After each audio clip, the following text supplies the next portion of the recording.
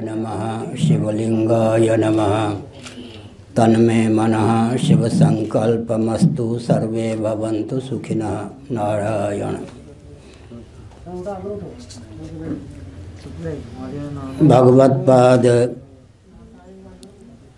शंकराचार्य महाभाग का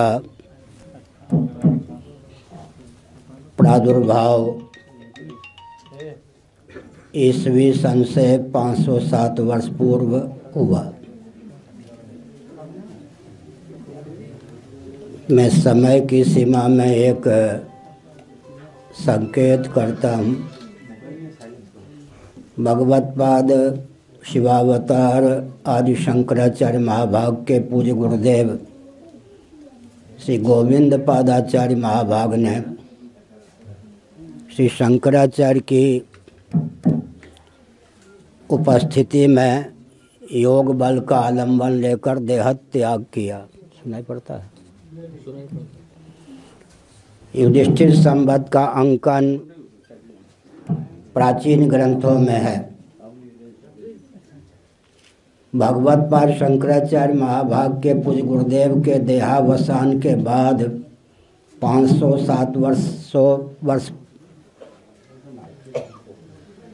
पश्चात शंकराचार्य का जन्म काल मानना अज्ञता की पराकाष्ठा है, उपहासास्पद है। 2504 वर्ष पूर्व वैशाख शुक्ल दशमी के दिन 24 वर्ष की आयु में भगवत्पाद आदि शंकराचार्य महाभाग ने ऋग्वेद से संबद्ध पूर्वामनाय श्री गोवर्धन मठ पुरी पीठ की स्थापना की। उसी दिन उन्होंने अपने चिन्मय कर कमलों से दारू ब्रह्म श्री जगन्नाथ आदि को पुनः श्री मंदिर में प्रतिष्ठित किया। ऋग्वेद से संबद्ध गोवर्धन मठ पुरी पीठ है पूर्वामनाय। यजुर्वेद से संबद्ध रामेश्वरम क्षेत्र में सन्निहित श्रृंगेरी पीठ है। सामवेद से संबद्ध द्वारका पीठ है।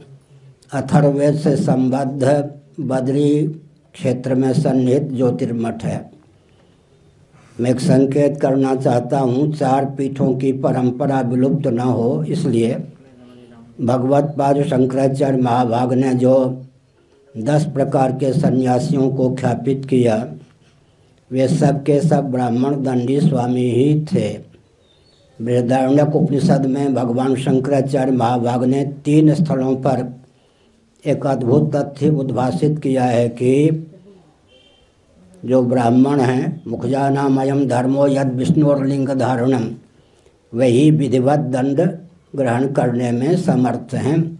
10 नामी सन्यासी सब के सब ब्राह्मण होते थे। चारों पीठ की परंपरा विलुप्त न हो, इसलिए किसी भी मठ पर अन्य पीठ से संबद्ध सन्यासी भी शंकराचार्य हो सकते थे। उदाहरण के लिए वन और अरण्य गोवर्धन मठ पुरी पीठ के शंकराचार्य सन्यासियों के सरनेम हैं। उनके नाम के आगे वन या अरण्य लगना चाहिए। विद्यारण्य स्वामी जी का आपने नाम सुना होगा, वो श्रृंगेरी के शंकराचार्य थे। पीठों की विलुप्ति ना हो, पीठ विलुप्त ना हो, इसलिए 10 नामी सन्यासी जो ब्राह्मण होते थे, किसी भी पीठ पर किसी भी सन्यासी का अभिषेक हो सकता था, एक मर्यादा थी। मैं एक संकेत करता हूँ, इसी संदर्भ में नृसिंह सरस्वती जी का नाम लिया गया। गोवर्धन मठ पुरी पीठ का मैं 145वां शंकराचार्य हूँ। भगवान शंकराचार्य महाभाग के प्रथम शिष्य का नाम था पद्मपादाचार्य।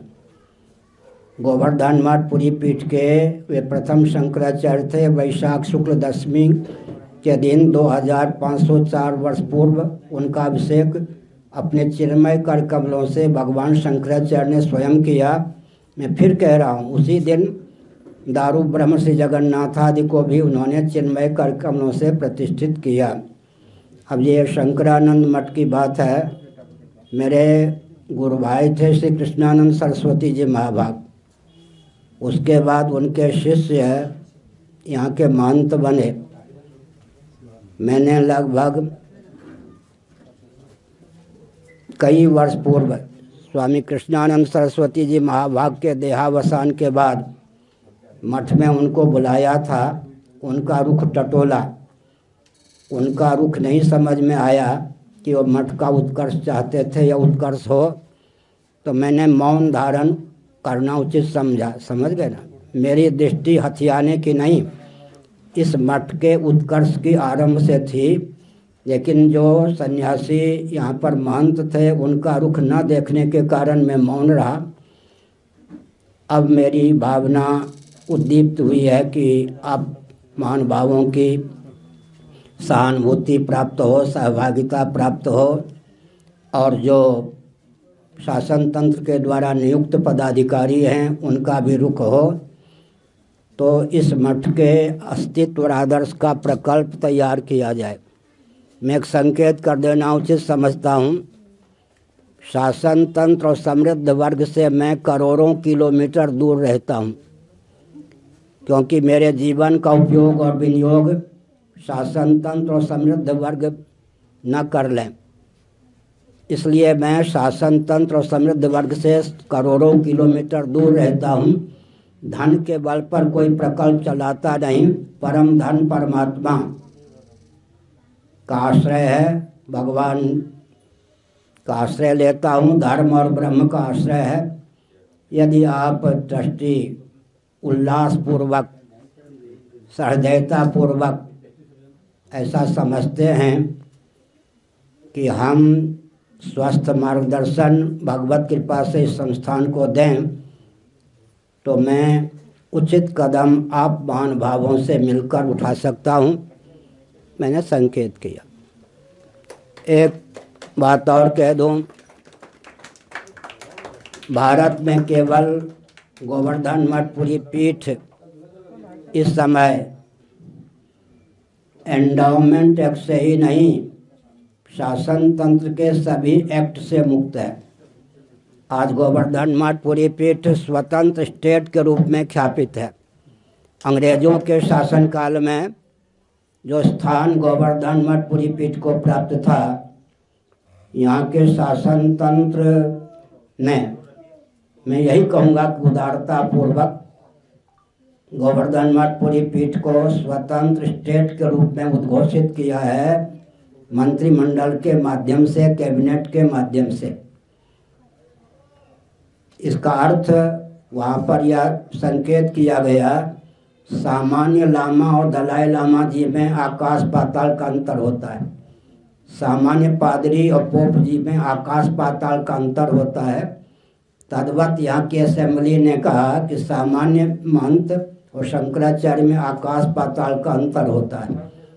अभी हम इसी शासन तंत्र को धन्यवाद देना चाहते हैं कि गोवर्धन मठ पूरी पीठ एंडाउमेंट एक्ट से मुक्त है। इतना ही नहीं, स्वतंत्र स्टेट के रूप में उद्भाषित है। यह सौभाग्य अन्य किसी मठ को प्राप्त नहीं है।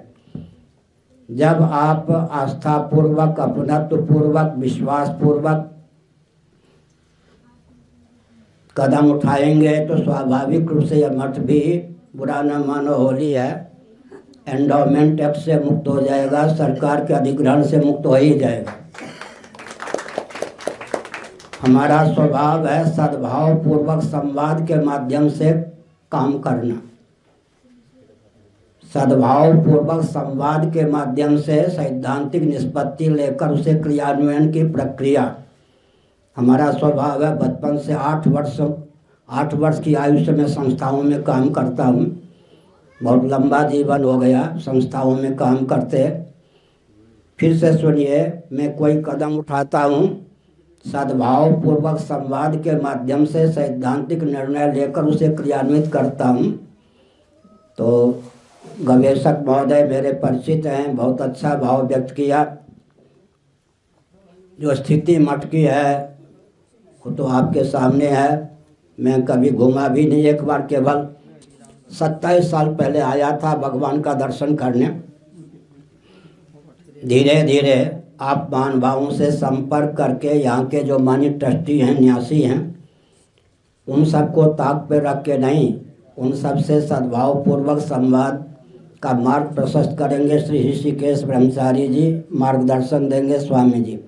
अब मान के चलिए कि हमने अपनी ओर से प्रतिनिधि इनको नियुक्त किया, ऋषिकेश ब्रह्मचारी जी को। आप सब मिल करके यहाँ की परिस्थिति क्या क्या है, इसके अस्तित्व और आदर्श की रक्षा के लिए किस क्रम से कौन कौन सा कदम उठाया जा सकता है, इसकी सूची बनाइए। और हम समय समय पर, अभी तो कोरोना के कारण बाहर जा भी नहीं रहे, आप महान भावों को स्मरण करेंगे, मिलकर सहभागिता पूर्वक जो निष्पत्ति ली जाएगी उसे क्रियान्वित करने का भरसक प्रयास करेंगे। अंत में करने कराने वाले श्री जगन्नाथ महाप्रभु हैं, मैंने संकेत किया। नारायण।